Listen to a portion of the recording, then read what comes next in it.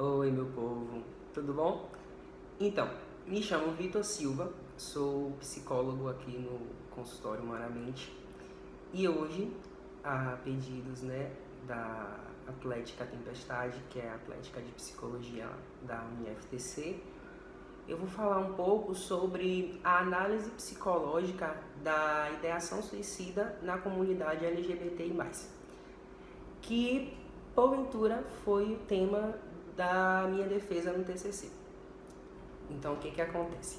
A gente vai discutir um pouco sobre esses aspectos hoje, de uma maneira plausível, mas também que seja de fácil entendimento, para que a gente consiga entender, esses aspectos determinantes que podem influenciar a ideação suicida nessa comunidade. E de antemão, eu gostaria de agradecer, a galera da Atlética, dizer que eu estou morrendo de saudade de vocês. Gratidão pelo convite, pela confiança, para falar sobre essa temática tão importante nesse mês, nessa semana. Então, é interessante que haja essas discussões para que a gente consiga alcançar, as pessoas que muitas vezes ignorantes, não conhecem esses aspectos que a gente vem lutando, que a gente vem estudando, que a gente vem discutindo. Então é importante que haja essas discussões para que a gente consiga discutir, conversar sobre isso. E eu gostaria de parabenizar vocês mais uma vez pela iniciativa. Bom, sem mais delongas, vamos dar início para falar um pouco sobre essa temática que eu simplesmente sou apaixonado.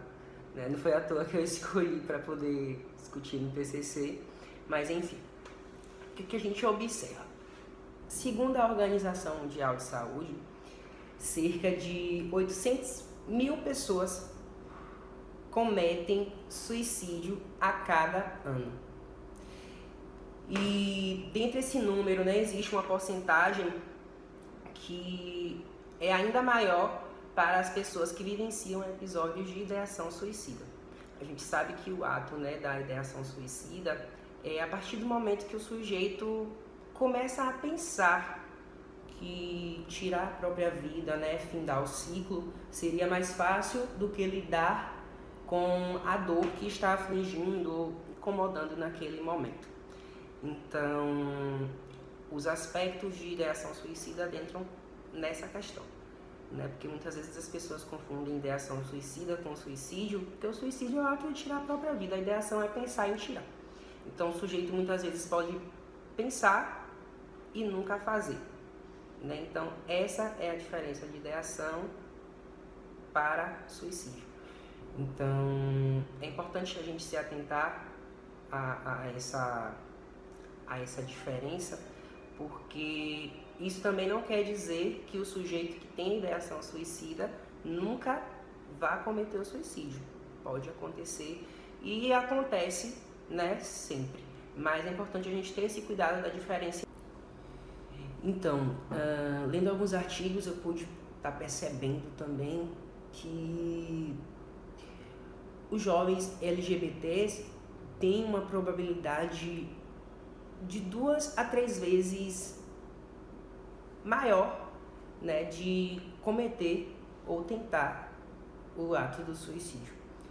Então, é interessante que a gente comece a pensar por que, que esses jovens LGBTs têm essa proporção maior, de cometer esse suicídio, de cometer o ato, de pensar da ideação de tirar a própria vida.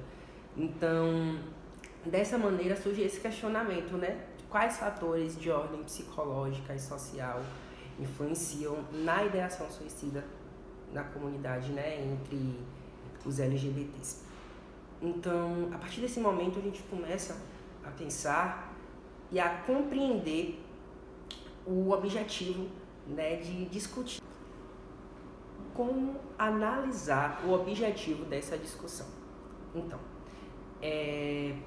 a gente começa a analisar, a perceber a sobrecarga psicológica que o sujeito vem a sofrer, mas também a gente não pode dar gente não pode esquecer, na verdade, né, de dar ênfase aos marcadores étnicos e raciais que podem influenciar ao tal ato, porque a gente sabe que esses aspectos são bem marcantes, né, na vida do sujeito que perpassa por essas características e sim, né, pode influenciar. A gente acha que muitas vezes não pode, mas pode, e o sujeito que vivencia, né, esses aspectos que adentram, né, nos marcadores étnicos e raciais, ele tem uma probabilidade de um sofrimento psíquico maior.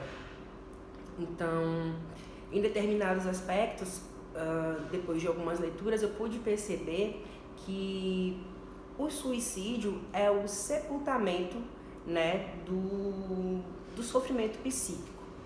Não vou dizer só psíquico, mas também pode ser um sofrimento físico, né? Mas, de qualquer maneira, essa tendência, né, de cometer o ato suicídio ou de pensar, né, que é a ideação, acontece justamente nesses aspectos de sepultar aquela dor que está afligindo, aquela dor que está incomodando. Então, Vitor, como perceber, né, o porquê que o sujeito prefere findar a vida do que lidar com o próprio problema que está afligindo? Começamos a perceber, né, sobre alguns aspectos que são presentes, né, na vida do sujeito e que muitas vezes a gente deixa passar despercebido. A exclusão, a não aceitação, né, são aspectos que podem influenciar o sujeito a cometer, né, o ato do suicídio. Por quê? A exclusão, a gente percebe que vem desde o âmbito familiar, né, o âmbito social, o âmbito escolar, e os aspectos da não aceitação começam a aparecer a partir desse momento, né? O sujeito começa a perceber o porquê que ele é diferente, o porquê que ele não está, né, digamos assim, enquadrado, né, naqueles estereótipos, protótipos que a sociedade estipula, e ele começa a não se aceitar, né, a se excluir, que na verdade também, né, já estava sendo excluído, né, pelo âmbito convivente, e aí ele acaba também se excluindo, né, se fechando ainda mais. E esse ciclo começa a se repetir, né, e a intensificar, e o sujeito começa a pensar em possibilidades que podem aliviar essa dor. E qual seria a possibilidade? Tirar a própria vida, né? É o primeiro pensamento que surge do sujeito que vivencia, né, esses aspectos de exclusão, não aceitação, esse episódio, né, de ideação suicida começa a surgir frequentemente, né, esses pensamentos, para que o sujeito comece a pensar em tirar a vida do que enfrentar, né, o problema que estava afligido. Então, eu estava lendo também, durante a construção do meu TCC, sobre o livro Vida em Arco-Íris, de Edith Modesto, que foi um livro do ano de 2006, onde ela, dentro das suas falas, realizou, acho que foi uma entrevista, se eu não me engano, onde ela fez a representação da imagem da bicha versus a imagem do homossexual. Aí vocês me perguntam, não é a mesma coisa? Então, nessa entrevista foi interessante porque a resposta, né, das pessoas eram justamente compostas, aliás, por estereótipos, por padrões, por preconceitos e por classificações. Vocês vão entender. Ao perceber que as respostas, né, estavam sendo carregadas por estereótipos, preconceitos, classificações, eu pude notar que muitas vezes essa distinção, né, e separação acontece inclusive na própria comunidade. Por quê?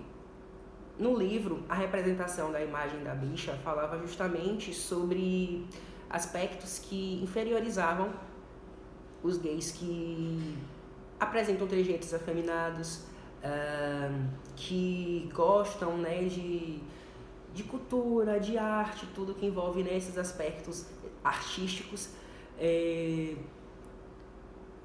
Os gays também que têm, né, tiram seu sustento de algum trabalho que seja visado ou que seja classificado como feminino, né, como trabalhar no salão de beleza, como pintar alguma coisa relacionado a artesanato de casa, ou alguma coisa do tipo que envolve, né, aspectos referentes ao trabalho feminino, né, estipulado, né, dito pela sociedade. E quando a gente para perceber a imagem do homossexual, né, que são as respostas do livro, que é a distinção, né, a bicha é essa aqui, né, que eu falei anteriormente, né, que adentra nesses aspectos mais femininos.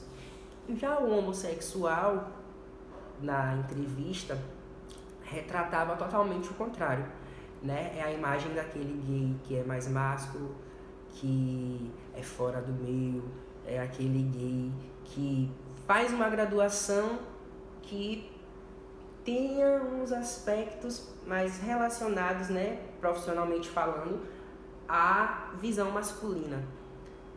É aquele gay que não se expõe publicamente, né, que não gosta de estar inserido no âmbito onde os aspectos LGBTs, né, são bem presentes. Então, resumindo, é aquele gay fora do meio, né?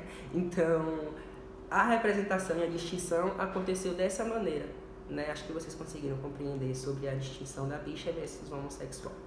Então, esses aspectos, né, que a sociedade estipula, que a sociedade aponta, que a sociedade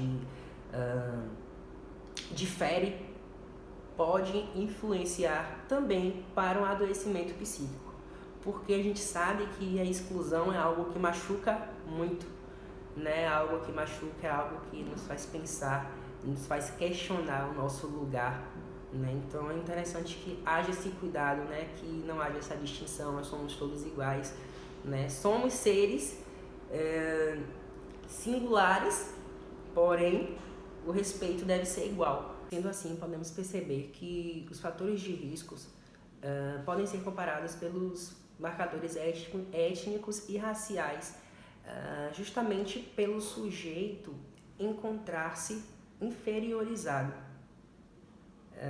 referente aos aspectos sociais, sexuais e físicos. Então, ainda também por não apresentar, né, um padrão estipulado pela sociedade denominado como heterossexual, como homem másculo. Então, esses fatores, né, se tornam gatilhos e as pessoas começam a internalizar, né, esses julgamentos, esses preconceitos e somatizar. Desse ponto de vista, a gente pode perceber que os LGBTs vivenciam maior fator de risco suicida, né, comparado aos demais grupos populacionais.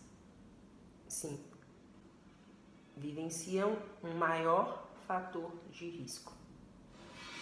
Então, quando a gente começa a pensar sobre conflito familiar, exclusão e repressão, a gente consegue fazer esse link, né? E conseguimos pensar que esses fatores podem ser, sim, determinantes para o sujeito começar a pensar em tirar a própria vida. Tem um termo chamado homoafetividade, que foi cunhado pela jurista Maria Berenice, onde a mesma fala que não é possível falar em homossexualidade sem falar em afeto. E as uniões de pessoas do mesmo sexo nada mais são do que vínculos de afetividade. Então, a família, por não permitir, né, esse vínculo de afetividade com uma pessoa do mesmo sexo, por não aceitar, porque a gente sabe que a priori o choque é muito grande, né? Então a família começa a inibir, né, os desejos, os comportamentos que o sujeito apresenta, né, justamente por medo, por insegurança, por preconceito, né, do que as pessoas vão pensar a respeito do meu filho, e começam a inibir, né, esses desejos e comportamentos que os filhos apresentam. Então, futuramente, a gente pode pensar que os filhos começam a cristalizar essa questão da não aceitação, né, da exclusão, de que você não pode ser assim, você tem que mudar, você tá errado, você pode ir pro inferno, né? Esses julgamentos, de certa maneira, acabam cristalizando, né? Como eu falei, esses julgamentos, né? De que você não pode brincar com tal brinquedo, você não pode usar tal cor porque essa cor é de menina, esse esporte aqui é de menino, você tem que brincar disso aqui porque isso aqui é brincadeira de menino, né? Esses julgamentos acabam fazendo com que o sujeito cresça em um adoecimento psíquico, né? Onde ele não vai se aceitar, onde ele não vai gostar dele mesmo e acabam não se aceitando, né? Como deveria ser. É onde adentra futuramente, né, para alguns, a fase de assumir, né? De se assumir para a família. Então, pode acontecer, né, a questão da rejeição, né? Muitas famílias não vão aceitar, e aí é onde acontecem as agressões, tanto físicas como verbais ou psicológicas, e o sujeito tende a se sentir, né, inferior, de não se sentir aceito no âmbito familiar, de não se sentir acolhido, e como eu falei anteriormente, acaba optando por findar a vida, porque para o sujeito que apresenta um adoecimento psíquico em relação à ideação suicida, ele vai sim achar que morrer vai ser o jeito mais fácil de lidar com essa situação, né? Eu sou um peso para minha família, eu sou a causa de todo desgosto, toda confusão, então se eu morrer vai ser mais fácil. Então o sujeito começa a pensar a partir dessa perspectiva. Tem um filme muito interessante que eu também citei na construção do meu TCC, que é Orações para Bob. Esse filme é um filme muito forte, inclusive quem não assistiu ainda tá aí uma ótima dica para quem queira, né, se emocionar, porque é muito tocante e eu choro esse filme do início ao fim e é muito bonito. Mas voltando ao assunto, em Orações para Bob, que é um filme americano dos anos de 2009, Mary, a mãe de Bob, ela é uma mãe totalmente rígida, né, grotesca, religiosa, e ela começa a... Parece até que estou falando de Bolsonaro, né? Mas enfim, não é ele. Voltando ao assunto. Ela começa a inibir, né, esses desejos, começa a repreender Bob, falando que ele tem que encontrar, né, uma solução, que ele pode mudar se ele quiser. Enfim, ela não aceita o filho e começa a colocá-lo, né, em uma caixinha e fecha a caixinha, né, e fala, tipo, você vai ter que ser assim porque você deve mudar, você pode mudar, você está errado, e começa a menosprezar, né, os desejos do filho. Então, Bob, um garoto, né, adolescente frágil, confuso, né, em relação à atual condição que ele está vivenciando, né, em relação à sua sexualidade, começa a sofrer por toda a rejeição e falta de apoio, né, que a família apresenta, né? E esse sofrimento gera um adoecimento psíquico, né? E Bob começa a refletir, né, sobre o seu lugar de espaço, se realmente ele vai ter um lugar para ser inserido, se realmente ele vai conseguir ser amado, se ele vai conseguir ser aceito. E no meio desses pensamentos é onde acontece a questão da ideação suicida. E numa cena do filme, Bob tira a própria vida, né? Deu um spoiler, se mata. E aí o que acontece? A família de Bob, né, começa a perceber que eles poderiam ter sido mais maleáveis, mais flexíveis e começar a entender e a aceitar o filho. Então, foi preciso, né, que Bob tirasse a própria vida para que a família começasse a entender e a aceitar, né, que as pessoas muitas vezes são diferentes e não são porque elas querem.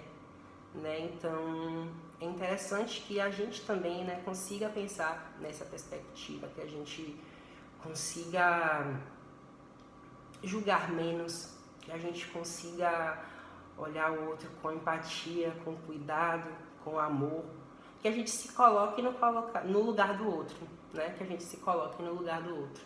Então tem um trecho que eu vou ler para vocês que é um pouco grande, que a mãe de Bob, Mary, fala no final do filme, que ela acaba se tornando, né, uma ativista, ela acaba defendendo a causa LGBT e abraça, né, isso com unhas e dentes. E no final do filme ela fala a seguinte frase, onde ela diz que homossexualidade é um pecado. Homossexuais estão condenados a passar a eternidade no inferno. Se quisessem mudar, poderiam ser curados de seus hábitos malignos. Se desviassem da tentação, poderiam ser normais de novo. Se eles ao menos tentassem e tentassem de novo em caso de falha. Isso foi o que eu disse ao meu filho Bob, quando descobri que ele era gay. Hoje, eu sei que Deus não o curou, pois não havia nada de errado para ser curado. Então, essa parte é muito forte do filme, né, onde a mãe reconhece, na verdade, né, que ela poderia ter ajudado o filho se ela não tivesse, né, esse pensamento. Mas é isso. A gente vive a realidade, né, a gente não vive no filme, então a gente pode fazer, né, essa escolha, a gente pode ser melhor, a gente pode olhar o outro com empatia e não com julgamento. Então, como a gente percebe o acompanhamento, né, do psicólogo frente a essa problemática, né? Tem que ser um acompanhamento intensivo, né, onde o psicólogo esteja acompanhando, né, o sujeito que apresenta a ideação suicida. E além desse acompanhamento intensivo, é plausível que pudesse haver, né, umas estratégias de qualificações para uma equipe multidisciplinar, onde, né, essa questão de prevenção, cuidado e conversa pudesse ser passada de maneira coesa e mais humanizada, para, né, que os nossos profissionais pudessem acolher, pudessem olhar de maneira mais humanizada para essas pessoas, de maneira mais empática, porque a gente sabe que a prevenção, né, é a maneira mais eficaz de prevenir, né, o acontecimento. Então é isso. Eu agradeço mais uma vez a vocês da Atlética pelo convite. Gratidão de verdade. E é isso. Beijo. Espero ter contribuído um pouco com essa fala.